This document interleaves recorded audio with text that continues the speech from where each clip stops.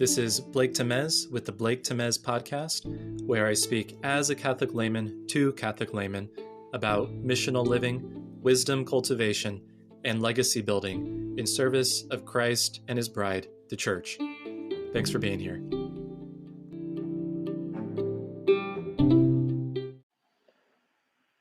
Dr. Peter Malinoski at Souls and Hearts is doing a series on integrated models of formation, and I'm paying close attention to these because I understand that as a formator of lay people, I have a responsibility to have a workable model of formation that takes into account all the different dimensions of development so that those who I do formation work with benefit from a model that doesn't leave any blind spots, or at least minimizes the possibility of blind spots, understanding that the complexities of human experience and development are deep and are not likely to be exhausted by any one model, but that we can at least implement a model that, or a set of models even, that can account for much of the complexity.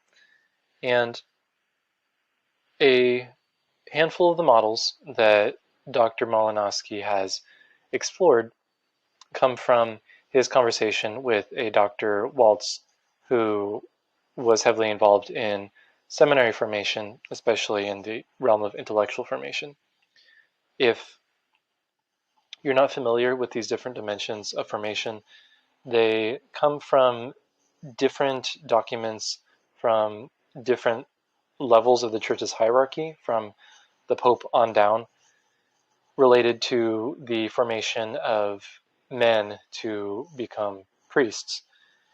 And recent work has attempted to appropriate those guidelines for the formation of priests and generalize them to the Christian faithful in general, recognizing that every member of the body of Christ needs a holistic formation, regardless of their state of life or particular ministry within the Church.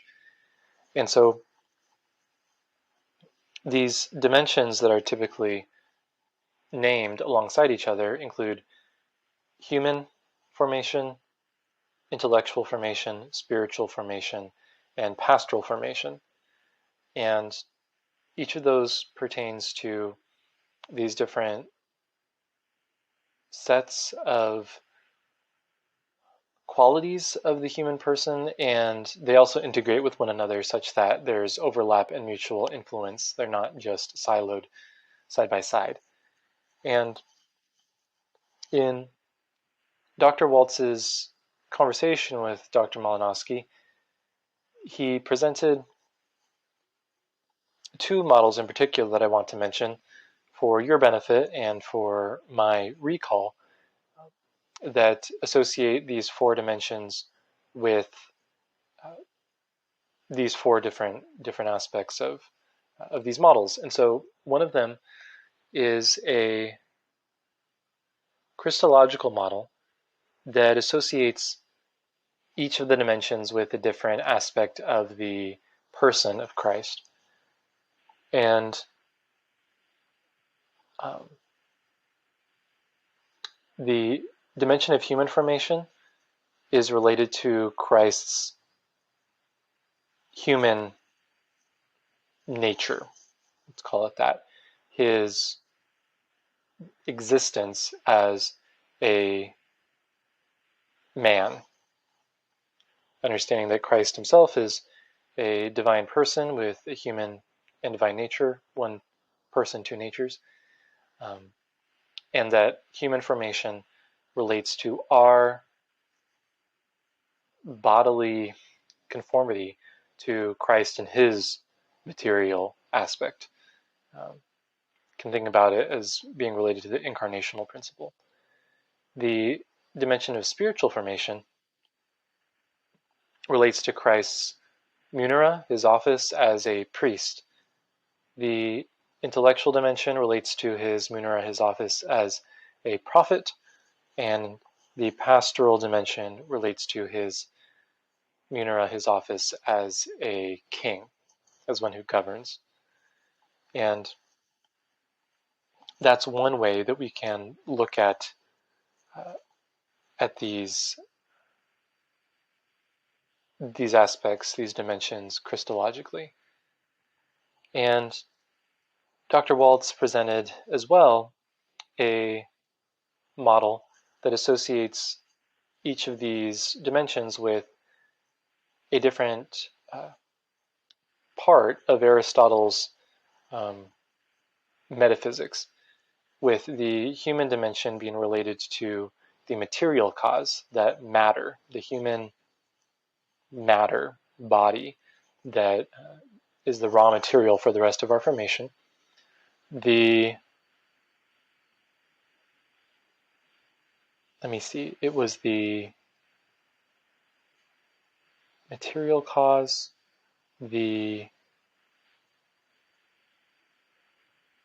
spiritual dimension was certainly the intellectual formation was the efficient cause.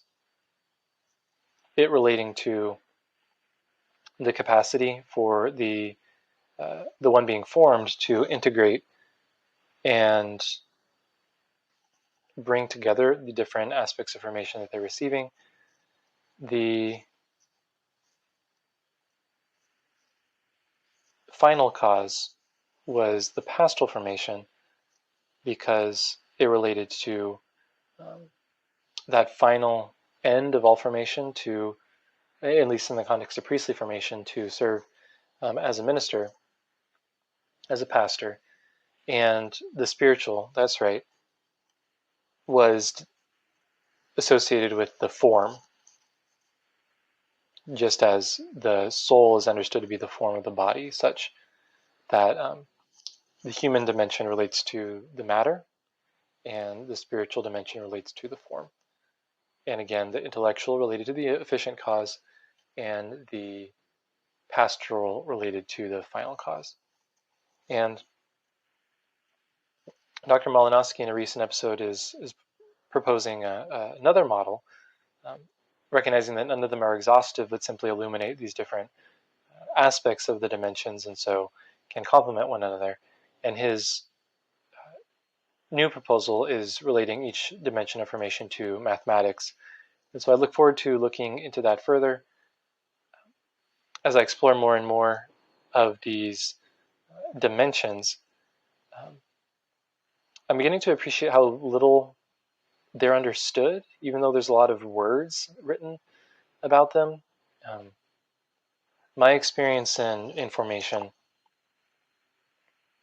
really, information in the religious life, really amounted to, in the brief time that I was there, to a kind of cerebral appreciation for the existence of these dimensions, without it being made explicit how the person being formed, whether that was me or any of the other brothers, were meant to participate in that formation in a meaningful and active way.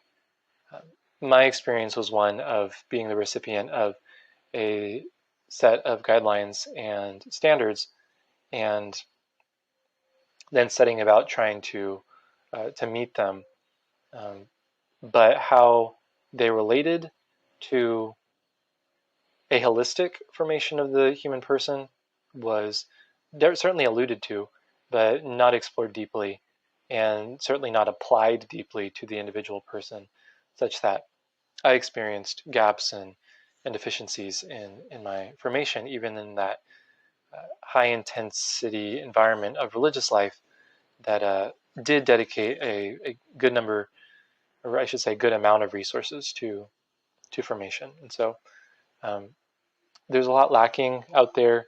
The more conversation that can be had regarding these things, and the more effort can be put into the question of application, especially on the personal level, the better off we'll be in forming every member of the body of Christ to be as built up into Christ's image as they're called to be, and as is possible. So it is a work in progress. I thank you for being a part of this work by listening to my thoughts on this. And please reach out. And there's different avenues to do that. The easiest one right now, at least, would be by making a comment or sending something through the Spotify app. But I look forward to exploring this further with you. As always, thank you for your time and your attention, and God bless you and all of your efforts. Peace.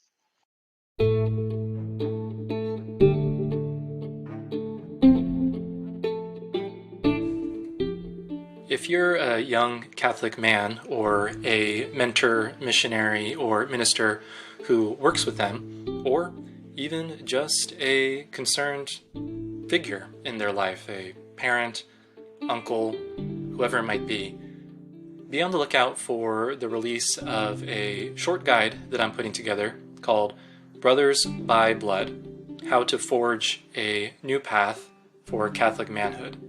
In it, I'll expand on some of the topics in this podcast and give you some points of reflection to see about how you can be a part of a movement that empowers men and brings them to their full potential for their sake and also for the benefit of the church and, by extension, the benefit of all society.